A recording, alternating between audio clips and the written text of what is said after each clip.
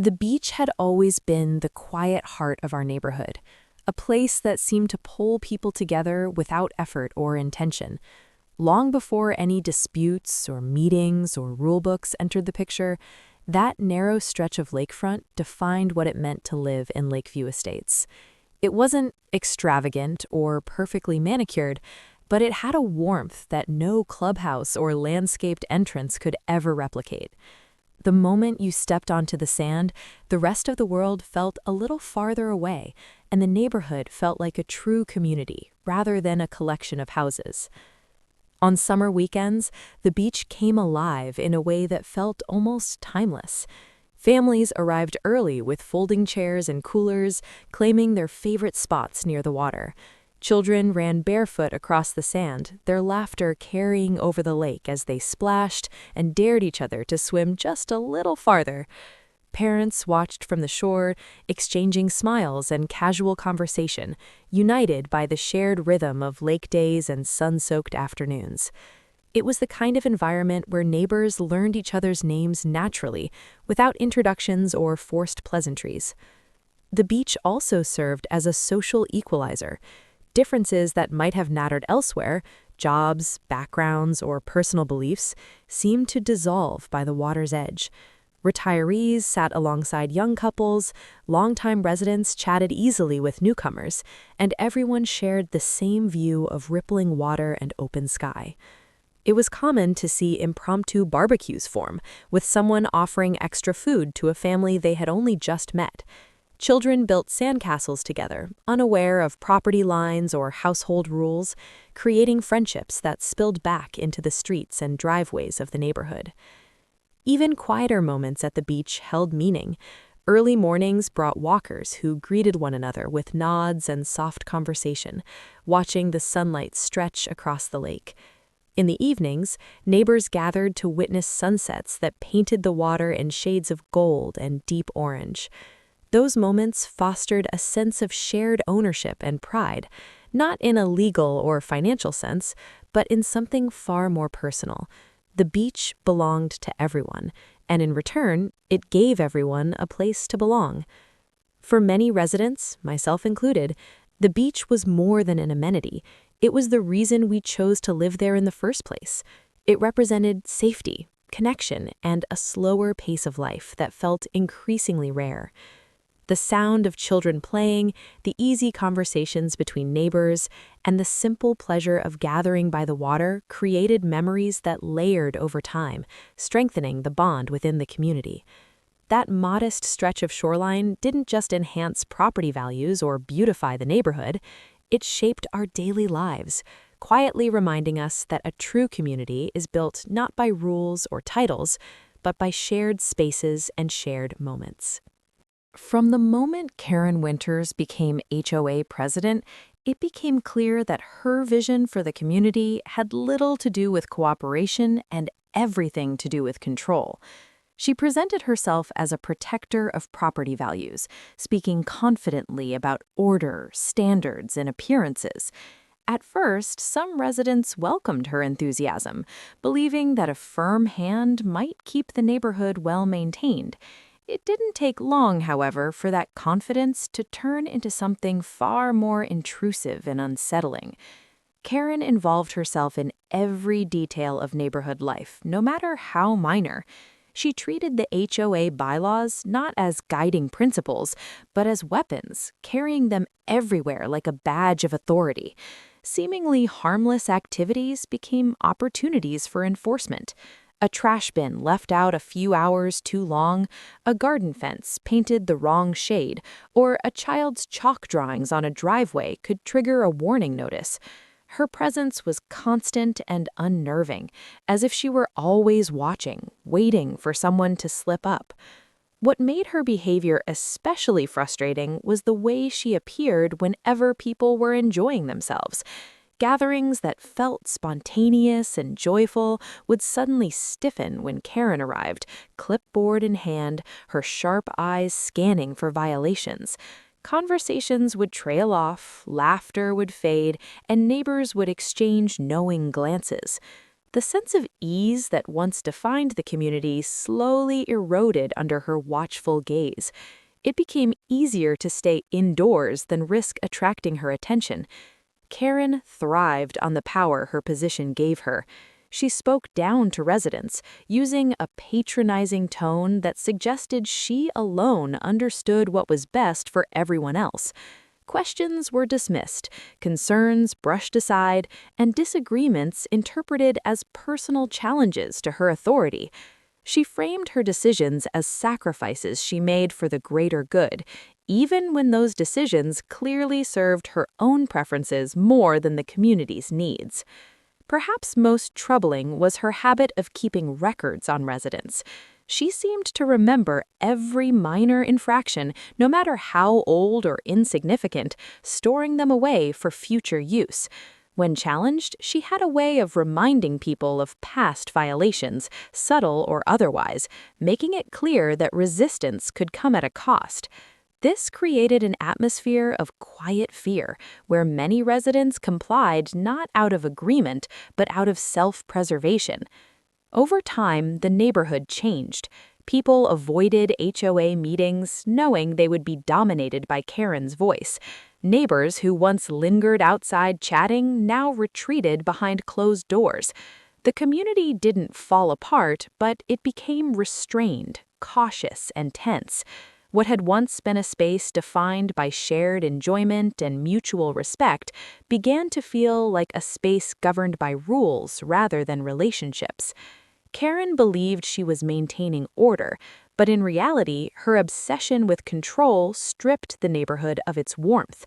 Instead of fostering pride and unity, her leadership created division and resentment. The power she wielded may have come from an elected position, but the fear and frustration it inspired revealed how fragile a community can become when authority is driven not by care, but by control. The incident happened on a bright Memorial Day weekend, the kind of day that usually symbolized the beginning of carefree summer fun at the lake. Families had gathered early, children eager to escape the heat by rushing into the water, while adults settled along the shore. The atmosphere was familiar and relaxed, built on years of uneventful afternoons and an unspoken trust that the beach was a safe place. No one expected that within moments, that sense of comfort would be shattered. Two children had ventured farther into the water than they realized, their confidence exceeding their ability. At first, their struggle blended into the usual splashing and noise, easily mistaken for play. It was only when their movements grew frantic and uneven that danger became clear. Shouts rang out, and the relaxed hum of conversation abruptly turned into panic. Time seemed to slow as onlookers froze, unsure of what to do, watching the children fight against the water. What could have ended in tragedy was narrowly avoided by chance.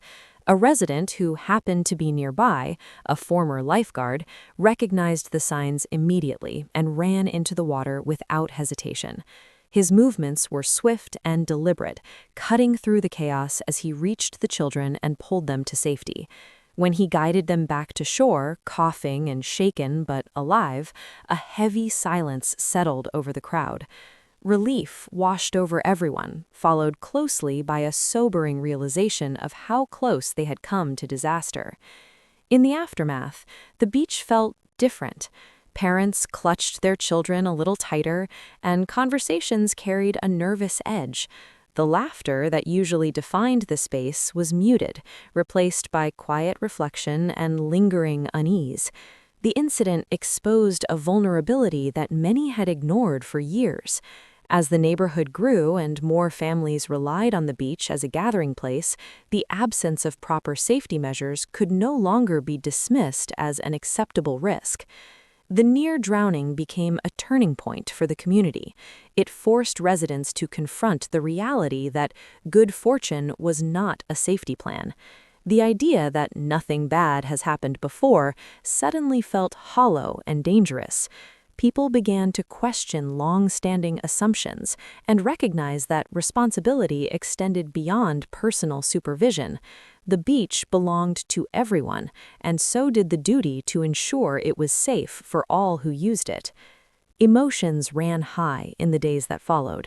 Fear mingled with guilt, as many wondered what might have happened if the former lifeguard had not been present at that exact moment. The incident lingered in conversations and thoughts, reshaping how residents viewed the space they loved. What was once a symbol of carefree togetherness became a reminder of how quickly joy could turn into tragedy. That single moment by the water changed the course of the community. It transformed passive comfort into urgent awareness and replaced complacency with resolve. The near drowning was not just an isolated scare, it was a wake-up call that demanded action, marking the end of innocence for a neighborhood that could no longer afford to rely on luck alone. Karen's opposition to the safety measures revealed itself not as a difference of opinion, but as a calculated display of authority. What had been a unanimous decision grounded in concern for the community suddenly became a battleground for her control.